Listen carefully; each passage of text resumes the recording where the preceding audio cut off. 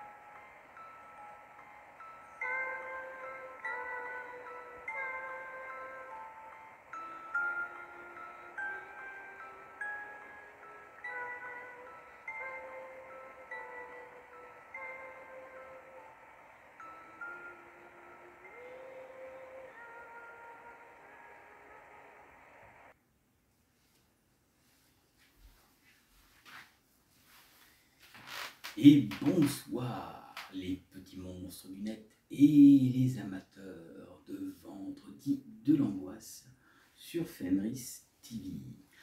Alors ce soir je vais vous parler de Yukai. Le Yukai, qu'est-ce que c'est? Le Yukai, ce sont des démons ou esprits japonais de la vengeance qui peuvent faire du mal aux plus imprudents. Et ce soir, je vais vous en mentionner quelques-uns pour que vous puissiez passer une bonne soirée. Et pour les imprudents qui veulent partir au Japon, eh ben, faites attention où vous allez.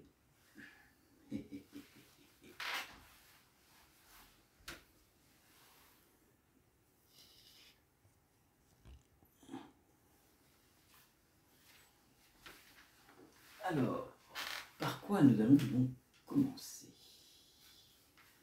Alors, Yukai, quel esprit japonais du folklore?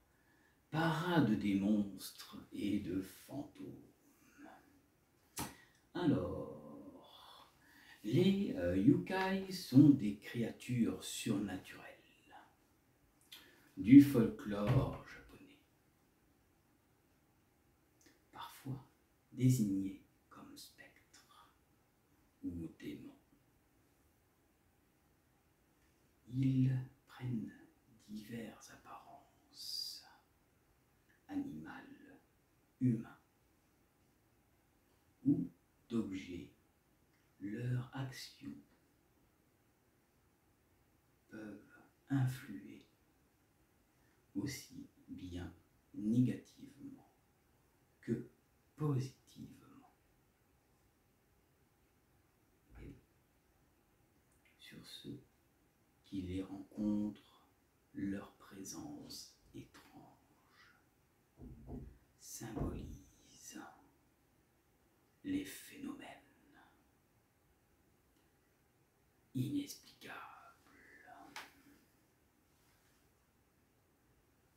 Oui, je suis obligé de tourner la tête pour vous lire le texte, mais j'espère que cela vous intéresse.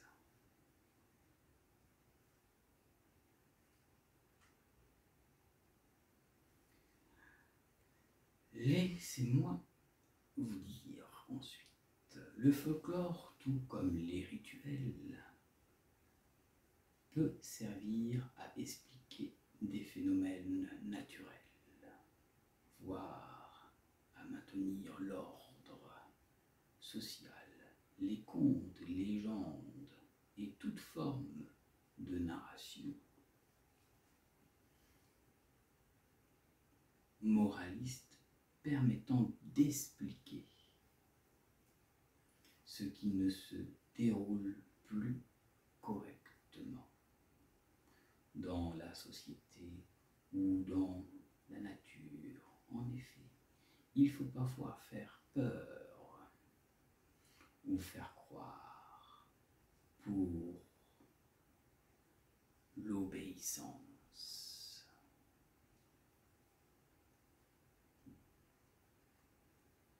Suivre pour empêcher un enfant de se balader seul. Ou de faire confiance aux inconnus.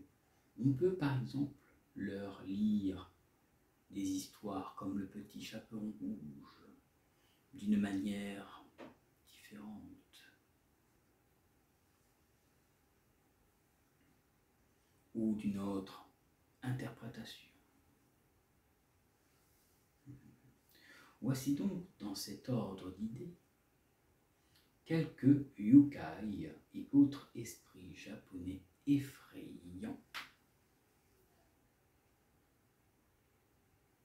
Ce que l'on peut affirmer avec certitude, c'est que les Japonais sont très doués pour créer des histoires à se glacer le sang.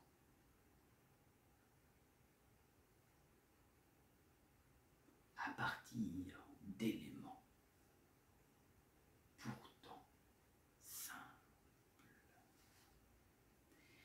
Et nous allons commencer par le premier monstre de cette histoire. On va tourner la petite souris et je vais donc vous parler de Akateko. Alors, qui est Akateko? Akateko, pour dire rouge et main, c'est un petit enfant et une main d'enfant rouge qui prend un arbre seulement accroché à une branche par, à votre avis, par ligament. Bien qu'en réalité personne ne sache à quoi cette main est attachée. Originaire de la région, alors faites attention si vous allez à cette région que je vais mentionner, la région nommée Aomori, dans le nord de Honshu. La main tombe de l'arbre quand une personne s'en approche. Akateko porte malheur à qui le rencontre. Il peut faire un simple croche-patte ou donne une forte fièvre.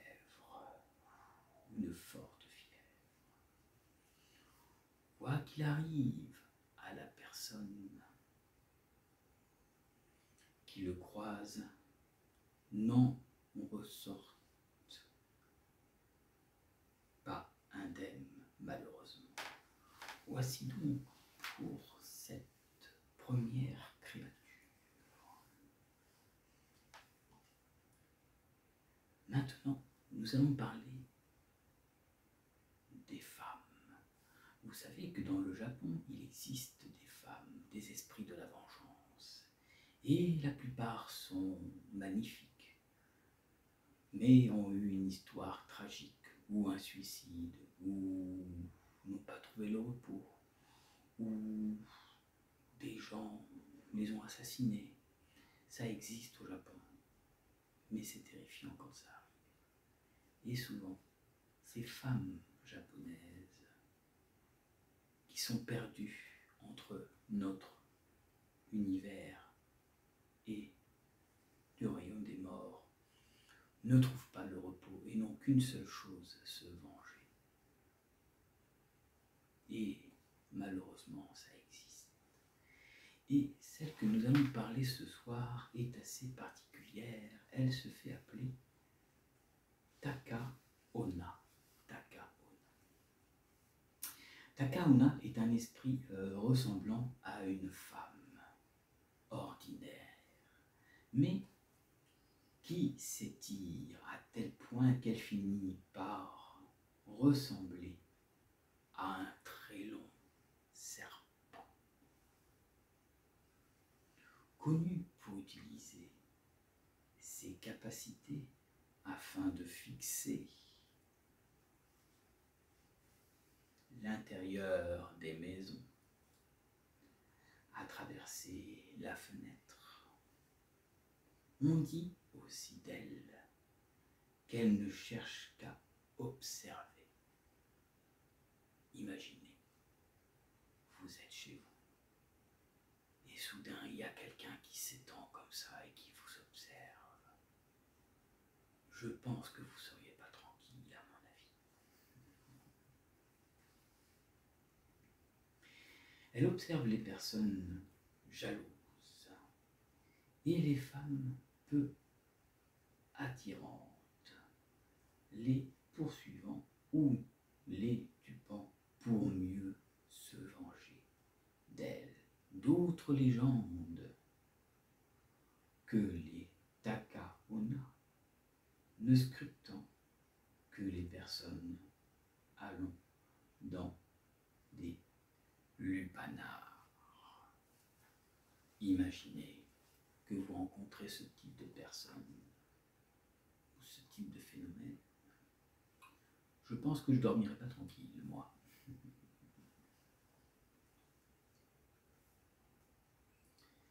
Maintenant, nous allons passer à Omoraki.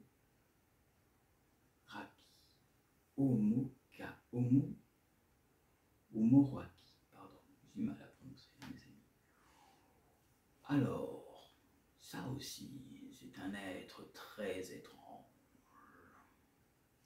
Omokari, on dit, né d'un mort qui n'a pas reçu de funérailles. C'est-à-dire que c'est une personne qui est décédée, mais qui n'a pas eu de funérailles et qui malheureusement ne trouvera donc jamais le repos, car des funérailles n'ont pas été faites lors de sa mort ou de sa disparition. Et il n'a pas eu donc des funérailles décentes, comme il aurait dû avoir. Bien qu'enterré, l'esprit du mort recherche la vengeance pour la négligence dont il a été victime. Ce yokai a le don de et d'effrayer suffisamment les prêtres substitieux qui accordent le temps et importance à chaque enterrement. Peut-être que la peur de se faire hurler dessus par un démon mi-oiseau, mi-homme, habité par l'âme du mort, à raison de leur paresse. Flippant aussi cette histoire. Imaginez, vous avez dans un lieu où il y a eu des funérailles décentes pour diverses personnes, mais que lui n'a pas trouvé et vient hanter le lieu. À mon avis, je ne pense pas que vous restez longtemps.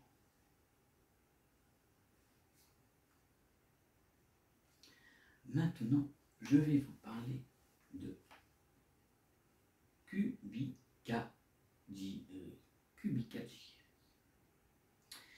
est un monstre sans tête qui erre et mange la tête des personnes qu'il rencontre ou celle des morts se prononçant dans les cimetières.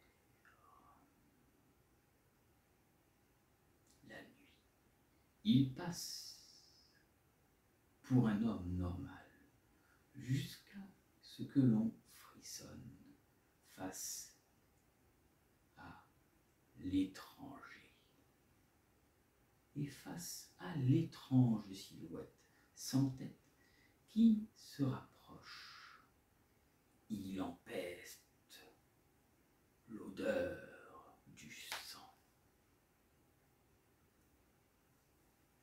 et ne s'arrêtera que quand il aura retrouvé sa propre tête. Une créature pas ordinaire, mais flippant. Cela me fait penser au cavalier sans tête un peu. Sauf que là, nous sommes du côté japonais. Ensuite, je vais vous parler de Ikiryo. Ikiryo est le double de soi. Lorsqu'une personne ressent une émotion si intense que son âme se détache de son corps et apparaît sous une forme éthérée, il hante les lieux où des personnes vagabondent jusqu'à ce que la personne retrouve le repos. L'esprit reprend alors sa place et ressemble fortement à un épisode dissociatif et dépersonnalisation. Ce fantôme s'avère à expliquer tout ce que les corps peuvent faire d'anormal, bien sûr, à justifier ses émotions ou pulsions inexplicables, ou quand une personne ressentirait plutôt la présence d'une autre près d'elle. Encore un curieux personnage, n'est-ce pas?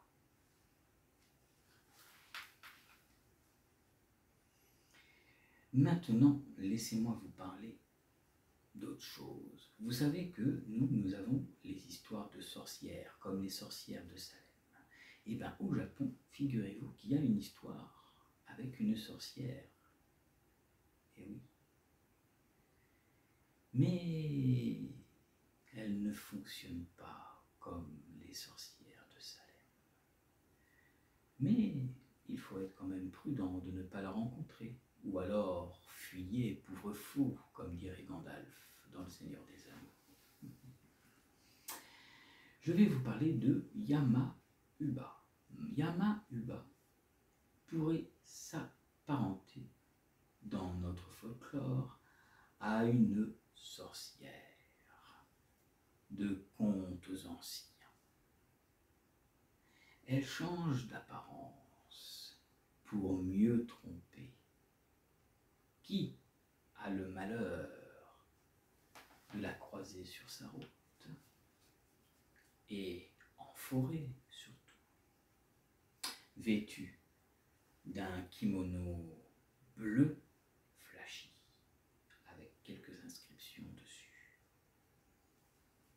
suivi d'un embillon vieille et mal peigné. Elle mange ses victimes. Et c'est bien plus souvent maléfique que bienveillante. Donc il s'agit d'une sorcière plutôt malveillante que bienveillante. Alors si vous croisez une japonaise avec un vieux kimono et des cheveux un peu mal peignés, méfiez-vous que ce n'est pas la Yama-Uba qui vous suit et qui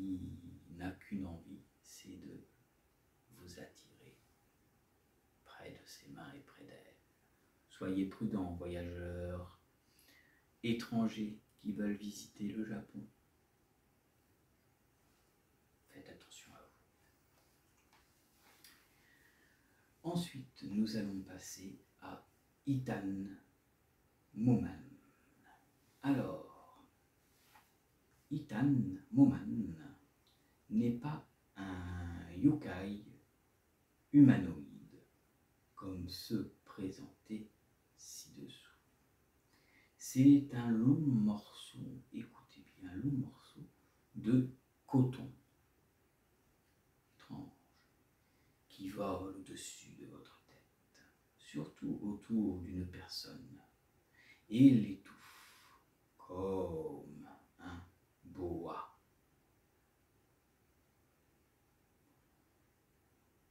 Le rencontrer en général finit toujours mal pour la victime, qui dans les meilleurs des cas aura subi un long moment de souffrance et surtout de suffocation.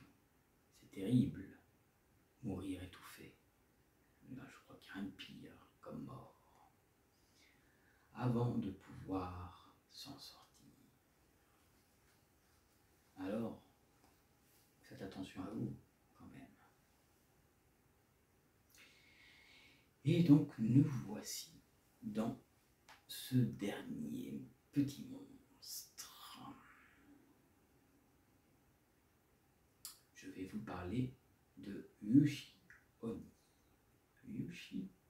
Yushi Oni, pardon. Yushi Oni est un démon qui a la forme d'un crabe araignée. Les pattes sont très longues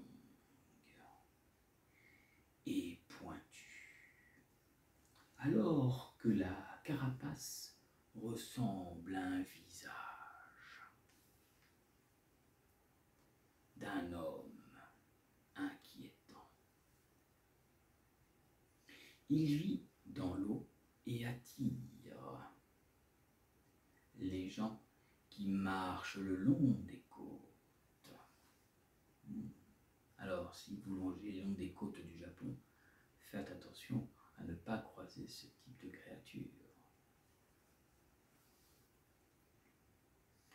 Pour les tuer, il est très cruel et peut attaquer un groupe, propager des maladies et même ravager les espaces proches de son repère.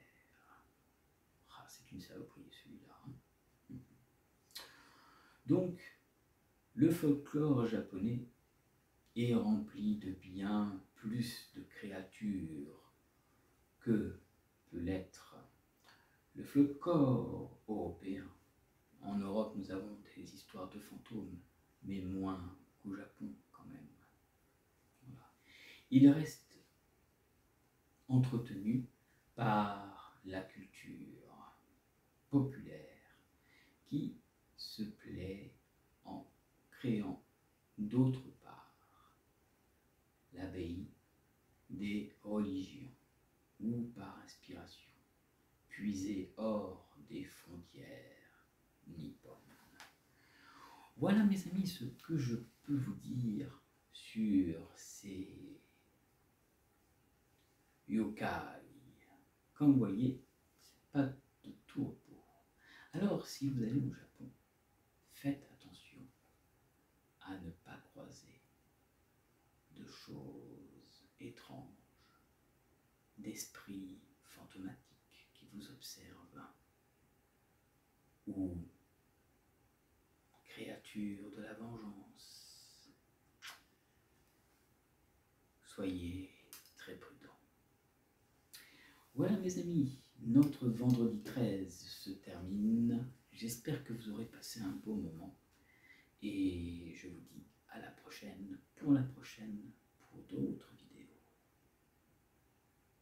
Et, comme dirait Grepsou, malgré qu'il n'est pas là ce soir, il vous dirait de faire de super cauchemars.